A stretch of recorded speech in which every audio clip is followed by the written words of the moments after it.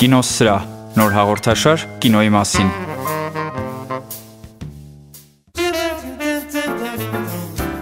Ինչպես միշտ ամեն երկուշաբթի եւ ուրբաթ Արմ ռադիոյի եթերում կինոսրահ հաղորդաշարն է կինոաշխարհի վերջին նորություններով եւ լավագույն ռեժիսորների մասին պատմող պատմություններով։ Ողջույն։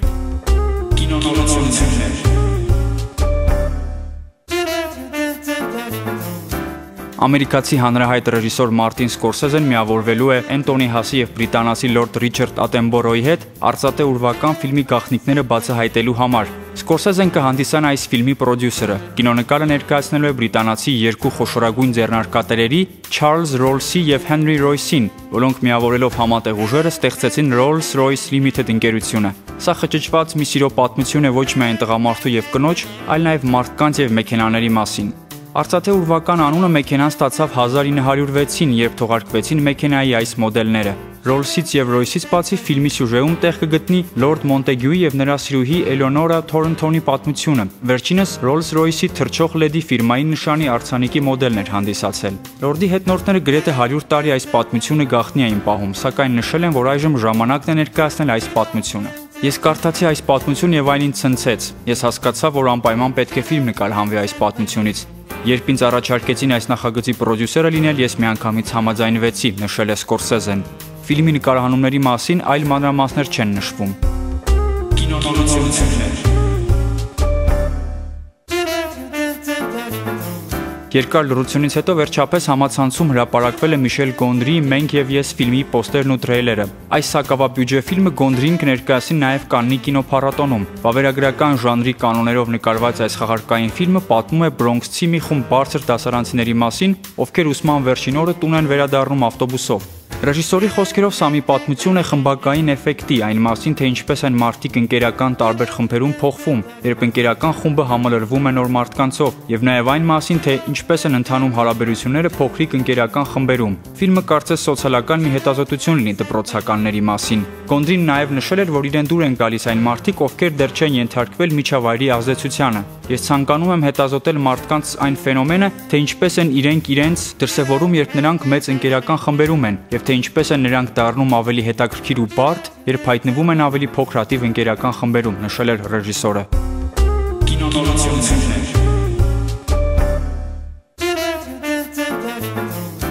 Գալիք տարվա հունվար ամսից կսկսվեն Հեմինգուեյի եւ Ֆուենտեսի ընկերության մասին պատմող Հեմինգուեյն ու Ֆուենտեսը ֆիլմի նկարահանման աշխատանքները, որի ռեժիսորն է լինելու դերասան Էնդի Գարսիան։ Այս կինոնախագիծը դեռ 2009-ից պատրաստ էր նկարահանման, սակայն ֆինանսական խնդիրների պատճառով հետաձգվում էր։ Իսկ հիմա կարծես թե գտնվել է պահանջվող բյուջեն։ Գլխավոր դերում հանդես կգան Էնթոնի Հոփկինսն ու Անետ Բենինգը։ Ֆիլմում կնկարահանվի նաեւ Էնդի Գարսիան։ Կինոնկարը կպատմի Հեմինգուեյի եւ Ֆուենտեսի ընկերության մասին։ Այսինքն նորսից ազդված Հեմինգուեյը գրել էր հայտնի Ծերունին եւ ծովը գիրքը, իսկ Ֆուենտեսն էլ գլխավոր հերոսի նախատիպն էր դարձել։ Հոփկինսը կմարմնավորի Հեմինգուեյին, իսկ Էնդի Գարսիան Ֆուենտեսին։ Անետ Բենինգը կմարմնավորի գրողի երրորդ կնոջը Մերի Ուելշ Հեմինգուեյին։ Ֆիլմի սցենարը Էնդի Գարսիան գրել է գրողի թոռնուհու Հիլարի Հեմինգուեյի հետ համատեղ։ Կինոնորություններ։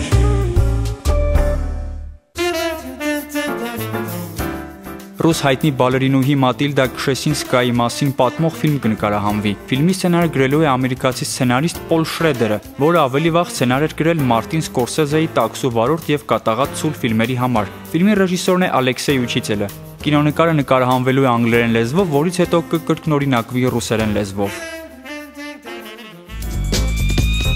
6 խորհուրդ ռեժիսորներին Դեվիդ Ֆինչերից։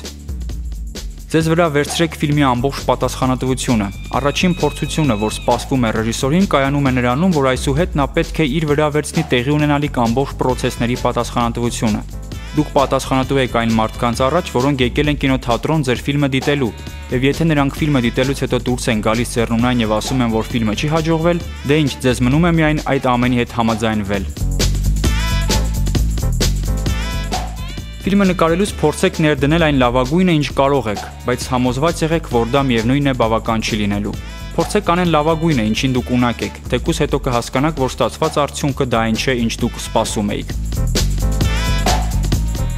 Ռեժիսուրան նման է բալետին եւ ռեժիսորը կարծես մենապարող լինի։ Դերասանները չպետք է ամբողջովին գրավեն ձեր ֆիլմը։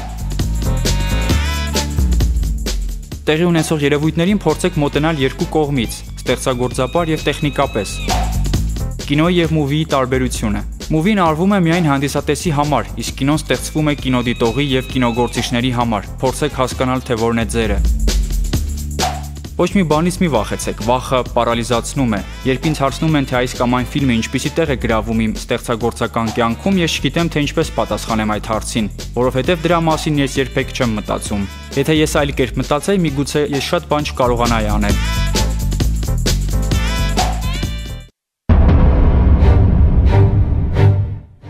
Սիրելի ռադիո լսողներ, այսօր ձեր ուշադրությանը կներկայացնեմ մեր ժամանակների ամենահետաքրքիր ռեժիսորներից մեկին՝ Վոնգ Կար-վային։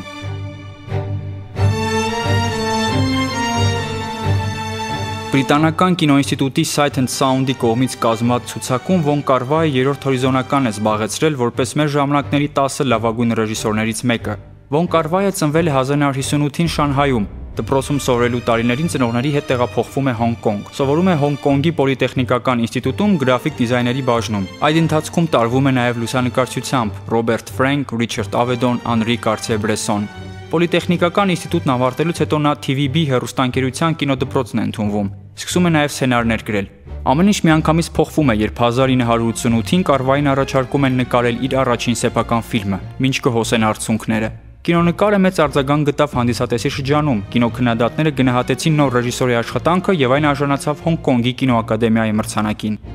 1994-ին նկարահանելով «Ժամանակի մոխիրը» ֆիլմը, Վոնգ Կար-վային այս ֆիլմի ընթացքում եւս մեկ նոր ֆիլմ է հասնում նկարել՝ «Չունկինգ»։ Այս կինոնկարը նկատում է Տարանտինոն, ով Կար-վային 1995-ին հրավիրում է Միացյալ Նահանգներ։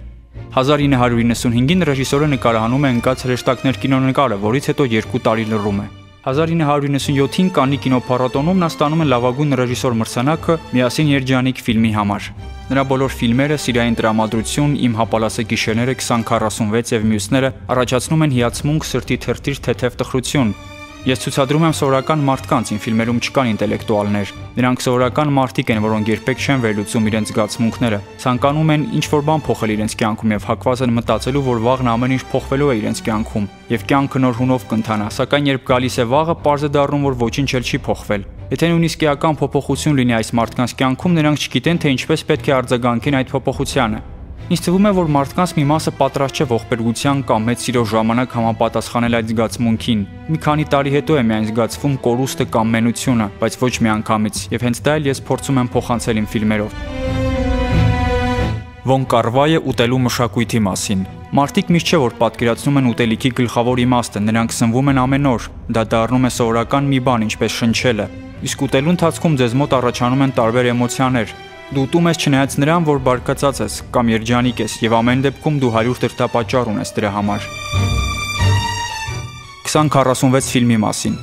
Ես չեմ կարծում, որ իմ ֆիլմերը պոետիկ են։ Նույնիսկ ինձ համար ես դրանցում պոեզիան շատ պատահական եմ բացահայտում։ 2046 ֆիլմը դա ֆիլմ երազ է, չնայած այն ամեն ինչ կատարվում է ֆիլմում իրականությունն է։ Այս ֆիլմը շատ անձնական է, ինչպես օրագիրը մարդու համար, եւ ես չէի ցանկանա մանրամասը մեկնաբանել ֆիլմը։ Մեկնաբանությունները անելը լրագրողների գործն է։ Ինչպես եւ գիտաֆանտաստիկ գրականությունում նման անիրական ֆիլմը ամբողջովին արտացոլում է հեղինակի իրական կյանքը, ինչպես նաեւ այն քաղաքական ու սոցիալական վիճակը, որտեղ նա ապրում է։ Ես նման եմ այս ֆիլմի հերոսին, ես ուզում եմ համոզված լինել, որ ես կկարողանամ փոխվել եւ անել ինչ-որ նոր բան, բայց ես փնտրտուքի մեջ եմ ու չգիտեմ, թե կստացվի արդյոք փոխել ինքս ինձ։ Ինչպես ազատվել այն օրվա մասին քո մեջ կուտակած հիշողության ժամերից, ծխախոտի ծխից, այն հարցերից, որոնց մասին ես խոսել եմ իմ նախորդ ֆիլմերում, եւ պատասխանելով այս հարցերին նորից ու նորից ես ինքս կրկնվելու մեծ ռիսկի տակ եմ ընկնում։